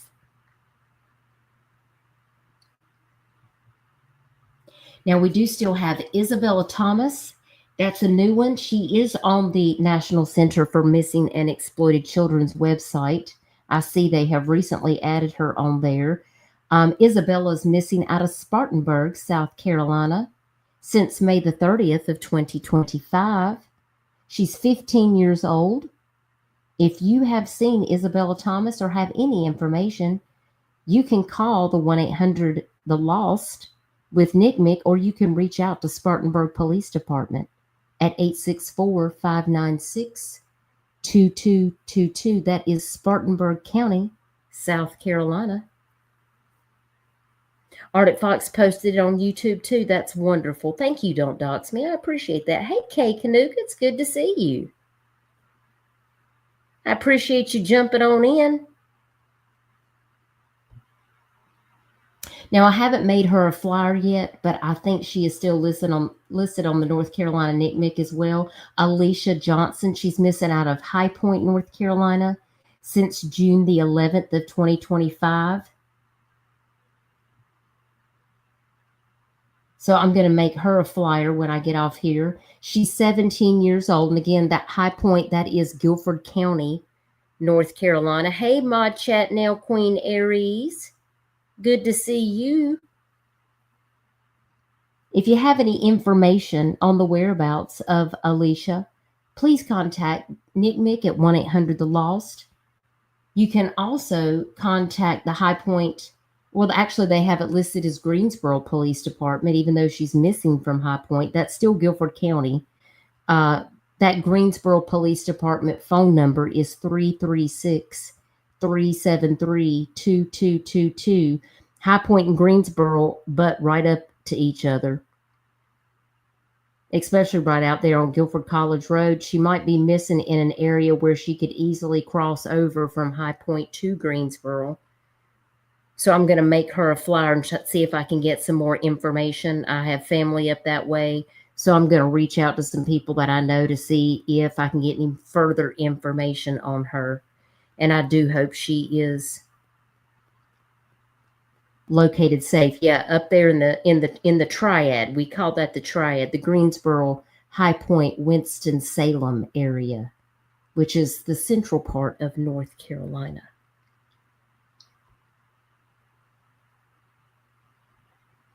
And we have Elizabeth Ruiz Collin. You know, she was missing at the end of May, and she was located safe. And now she's gone missing again. Soon as she was found 2 days later, she ran away again. I don't know what her particular situation is, but Elizabeth, if you're out there, I hope that you're okay. This is out of Greenville, South Carolina. This time she went missing on June the 13th, and she's not been located yet. She was last seen on Ash Drive. So I wanted to make sure that everybody knew that she was missing before this, and she was found safe, but she went missing again after that. She was last seen getting into a silver sedan this time, and she was wearing a black t-shirt with pink lettering and blue jean shorts this time. She's only 14 years old. She's 5 feet 5 inches tall, 135 pounds. She has brown hair and brown eyes. If you have any information on the whereabouts of Elizabeth Collin, please contact the Greenville Sheriff's Office at 864-271-5210. We never know what these kids are running away from, and we never know what they're running to. And if you were here for my last live stream when we talked about all of those missing trafficked kids, over 100 kids were located safe in that trafficking bust that they had down in Texas. 100 kids, y'all, under the age of 18 were located and brought to safety.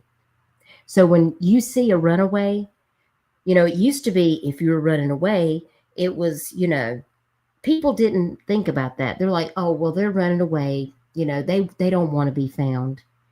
We don't know what these kids are running from, what kind of home. We don't know if they're in foster care. We don't know what these kids are having to live with in their regular lives. Some of these kids come from group homes and they're being abused. They've had a hard life, guys. And some of these kids would rather live on the street than be put through the things that they have endured in their life. And we have to look out for them.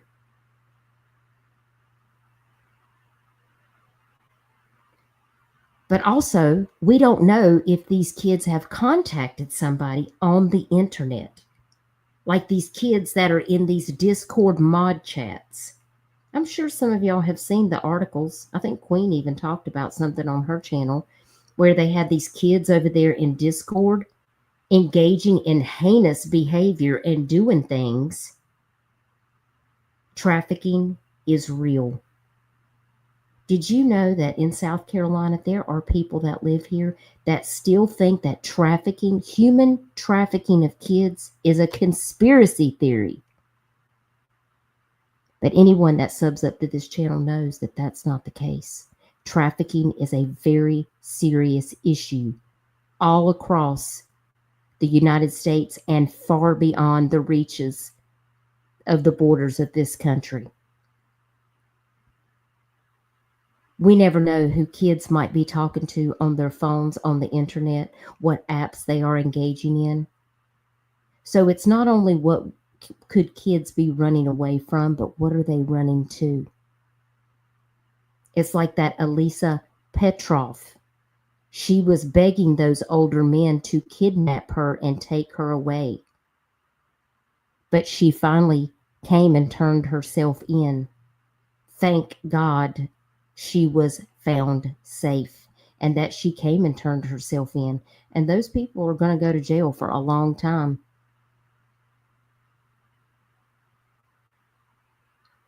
Chico said for a while they were using Telegram till it got shut down. You just don't know. Yeah, don't dox me. Discord. That's why, like, you know, for my channel, like, I mean, anybody that wants to be included in this, like these live streams are for 18 plus only. We don't have kids over here. All of my live streams are marked 18 plus only.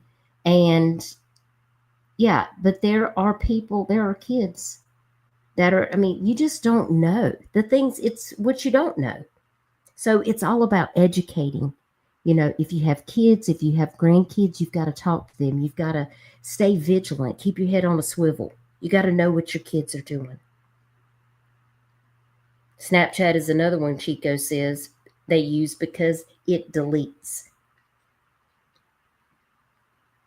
Yeah. Elizabeth says, as I have told my friends, I had 2 girls run from North Carolina to Cali. They were 13. This was in 86. Luckily, they made it home safe when I got the call to have 2 staff to pick them up. Yeah, Elizabeth. And that was in 1986 when I was just a kid. You know, in 86, I was just in middle school. God, I'm old. But it seemed like things were safe back then. And we didn't even have cell phones. But y'all, 2025, it ain't like that out here now. You got to know what your kids are doing. Listen, my son's 32 years old, but I'm going to tell you what, he wanted a cell phone when he was in high school, and I told him absolutely no. In high school, absolutely not. When you get a job and you become 17 years old, I'll think about it, but you're going to have to make better grades. And you're going to have to show responsibility at home. And you're going to have to get a job and pay your car insurance. And you're going to have to pay for that phone because you got to teach your kids responsibility. You can't just raise your kids with no morals and ethics and integrity out here. You got to teach your kids. Kids mimic what they see. And sometimes they still go out into the world and don't do how you raised them. Michelle and I have talked about this at length. So it's very important if you have young kids or if you have grandkids, you got to talk to them. You got to know what's going on in their lives. Keep a open conversation with them. You know, you don't want to frighten them and make them scared of you that they can't come and be able to have a conversation with you if they're in trouble. Be a shoulder to lean on for your children because they need you.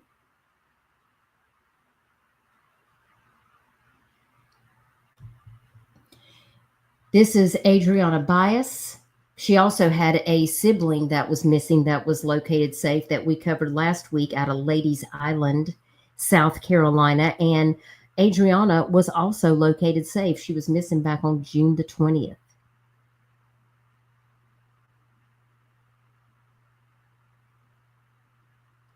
Hey, Doodlebug, it's good to see you. Doodlebug does a lot of missing cases too. And Doodlebug and Arctic be burning TikTok up with them missing flyers. Kimber too. Got a lot of people over there sharing missing cases on TikTok. I appreciate you guys. Thank you, Doodlebug, for all you do. Appreciate it. Listen, it takes a village, guys, for us to keep their faces out here circulating. Now, I had somebody that wanted me to give an update about the Winder 3 that were missing, and they have been located safe. This was out of Winder, Georgia. This is Caden Ashland and Reagan McCoo, and they were located safe. So I wanted to make sure, I promised them that I would show this, that they were located safe, because I think there were some true crime creators that were discussing this case. If you know, you know. And I'm just glad they were located safe.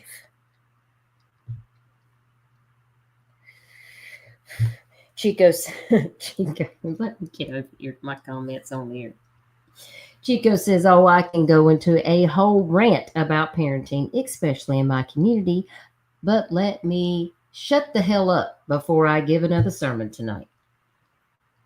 You ain't lying. The truth is the truth. You can paint it 10 ways to Sunday, but the truth is always going to stand.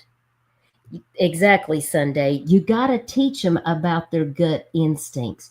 You have to educate your kids to keep their head on a swivel. Listen, you don't want to scare your kids, but you got to let them know, like, everything is not for you. Everybody is not your friend. Like, you've got to show them, hey, you got to stay aware, stay vigilant. When you're going out places, don't ever go by yourself. I don't care if you are a teenager or even if you're in your young 20s, especially if you're a female. You don't want to be going out places without having somebody with you. It's all about educating your friends, your family members, your loved ones, but especially children. Because you've got to teach them to trust their gut instincts. So Sunday, thank you so much for that too. And I think we should do a live stream about that. And I'd like to have some of y'all come up and talk about that.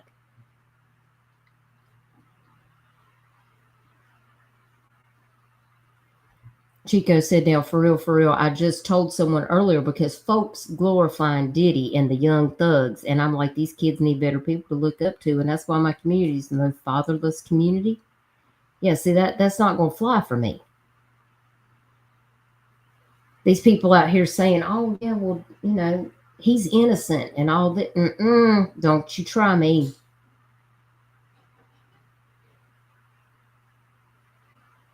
Kids are like sponges. And if you're not teaching them the right way to handle situations, well, they're just going to figure it out the hard way. And sometimes it's not going to end well. So it's better to just have those tough conversations with them because they'll be better for it. And that's just in my experience of parenting. And like I said, my kid is grown. He's 32 and he's married. And he has his own kids he has to take care of. But I know I've done my job. And I still stay on him, best believe. If I caught my kid out here on the internet being a grown man, acting some of the way I see some of these people acting, oh, he'd be getting a phone call from me in a hot minute. Now, next we have Pamela Goslin. Somebody asked me if I would share this. Pamela Jane Madison Goslin was last seen May 25th of 2025 around 10:30 a.m. leaving the Faith Memorial Baptist Church in Cleveland, Tennessee. She was wearing a light blue zip-up hoodie, black leggings, and black and white shoes. She was last seen getting into a black jacked-up Chevy Silverado. The owner of the truck lives near Peach Orchard Hill Road in Cleveland, Tennessee. Calling all my Tennessee people.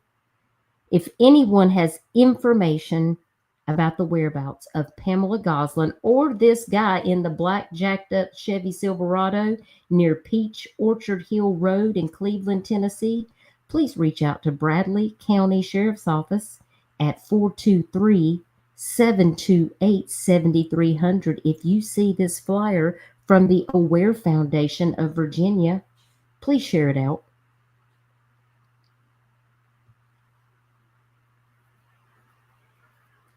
Flies, it's amazing to me how people want to blame the victims.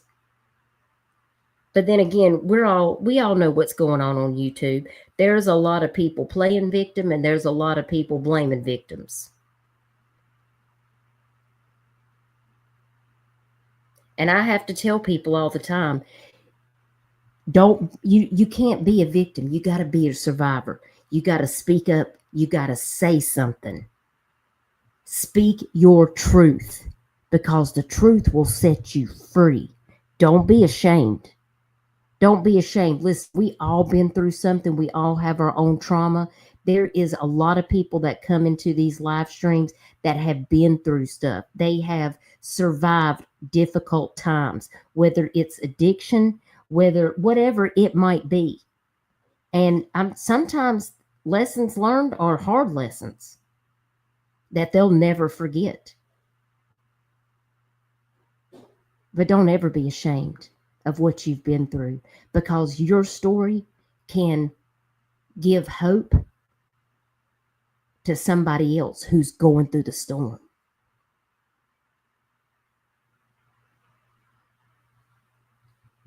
That's right, Michelle. Diddy and Diddy alone's to blame for what he did. They're going to do whatever they can do to take the attention off of him and put it on to somebody else. Don't let people shame you for what you've been through, because if you're in a different place and you're doing better, that's what matters. Now, if you're still in the same old, and you're not doing better than what you've been through in the past, then it's time for some self-awareness and self-reflection. And that takes time, because you've got to have that self-care.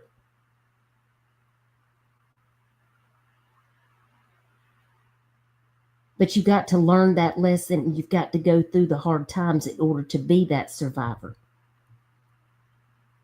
And that's why we offer our support over here for people that are going through hard things.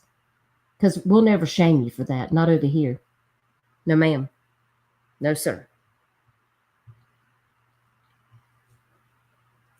Exactly, Chico. There's no shame in that whatsoever. Chico says, I don't see myself as a victim. I'm a recovering addict who's managed to stay clean for 5 years. I suffer from PTSD and more. But I still stand for myself and others, because someone's got to do it. Amen. And I appreciate that, Chico. And some of us are still going through hard times, but you don't hear us out here on YouTube crying about it. No, we press on. We got to do what we got to do what we got to do. We got people that we can lean on.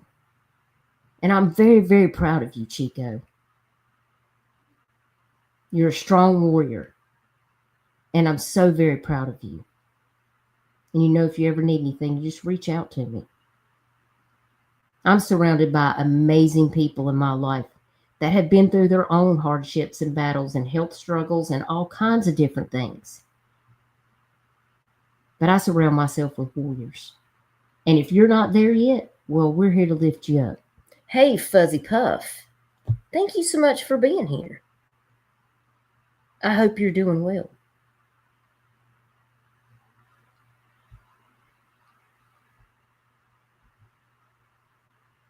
All right, I got just a couple more. I'm going to let y'all shoo on out of here and go get your business done. I'm going to go eat me some dinner.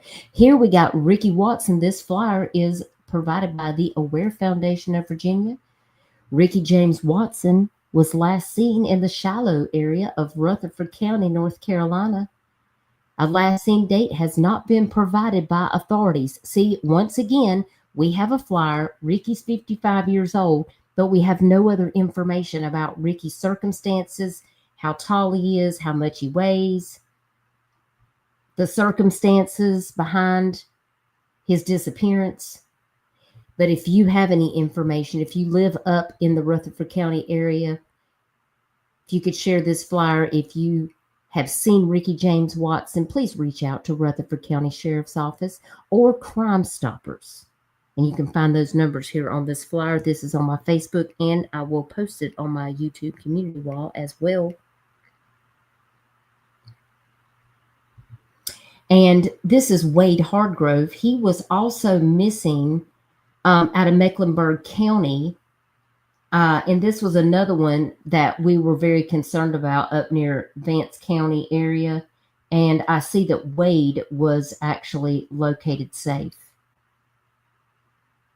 So I was really glad to see that, because Mr. Hargrove has dementia and he had not had his medication and he was confused. And I was very worried about him. And I did see that he was located safe. Thank goodness. I dislike the lack of information too. Don't dox me. It really concerns me. There are some kids that I wanted to make some flyers for on NCMEC, and they don't even have a picture for the kids. They literally have information that just gives their age, no other information except for that they're male or female, and there's not even a picture of them. And how in the world do you share a missing flyer for somebody if you don't know what they look like and you don't have any details? And that really concerns me. Like, who's really looking for these kids if they don't have any information to give on them? And that's hurtful.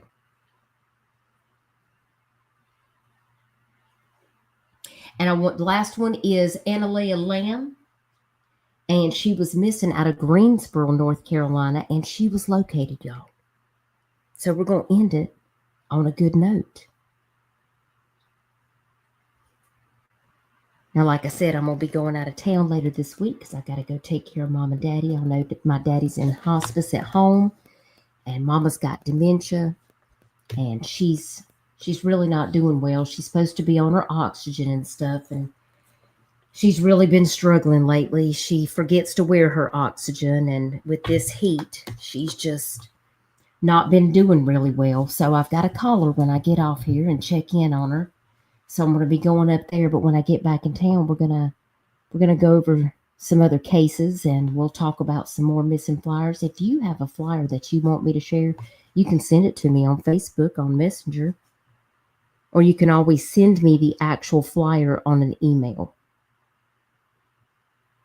That's the best way to do it. But normally I just cover the cases in the Carolinas. But if you have a flyer that's outside of the Carolinas or in the Carolinas, whichever, and you want me to feature it, just send it to me and let me know. If you're in Discord, you can send it to me on Discord. And I'm happy to do it. So the extra ones, plus the Amber Alert, that I featured tonight. I had people reach out to me and say, hey, I know you're doing your Missing Life. Would you please feature this flyer? And of course, I'm always happy to do that. So I appreciate y'all joining me so we can get these faces and some factual awareness out there to help find these missing people and missing kids. And I hope everybody has a fantastic week. Please take care of yourself out there. If the drama gets to be too much, just log out and go touch grass. Live your life. Take care of yourself. Preserve your mental health. Not everything is for us. You can only do what you can do. So, and remember, y'all, be kind. Sometimes I have to keep my mouth shut because I might want to, sometimes I get to be saying too much. So I just have to stay in my lane before I drive my bus off the off into the ditch. Michelle has to keep me on the road, you know. So, but y'all take care. Remember to like and share this out to get these faces out there and get the information out there. And I'll catch y'all next week when I get back in town, and we'll talk about all the things. And I'm going to get with Drifty Rabbit and see if she can make me up a couple of Duchess tumblers so I can have a members only giveaway. And maybe we'll have a members only live when I get some time next week, so I can just sit around and chit chat with my people. We don't have to talk about cases. We can just talk about whatever y'all want to talk about, you know? Did y'all not see it? It was Duchess. I've been hearing people's been screaming my name again this week, apparently all on their fifis about who knows what. Don't even send it to me, because at this point, if they can't come over here and say it to me, then it's probably not even for me. If you know, you know. I just ain't got the time to deal with it. But just let them keep screaming my name. Y'all stay vigilant out there. Keep sharing these missing faces. And remember, you can put lipstick on a pig, but it's still gonna be a pig at the end of the day. Preserve your mental health. Not everything is for you. You know, I love you guys. Take care of yourself. Enjoy your week. Stay out of this heat. Stay cool. And I'll catch you guys on the flip side. Bye, y'all. Where the echoes of the unheard cries, shining light where the shadow lies, connecting hearts across the spaces, searching for the nameless faces. Say something loud. Lift the lost up through the crowd. Travel far across the land. For every soul we will stand. From city streets to quiet towns, we chase the whispers all around. Through the stories left untold, we find the truth, we break the mold.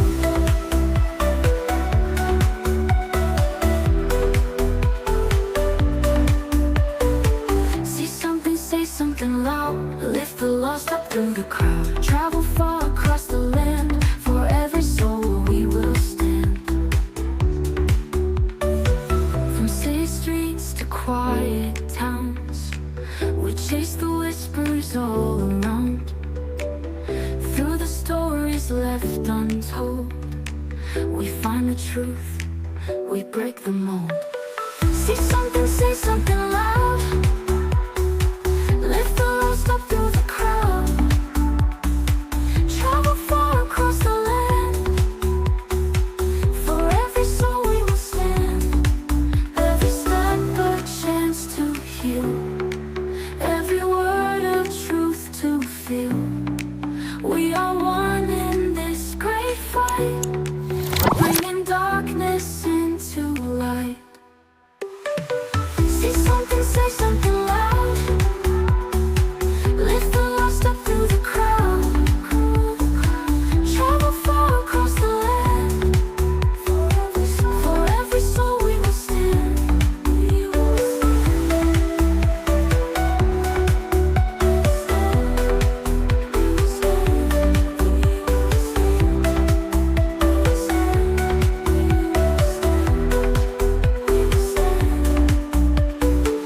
every step a chance to heal.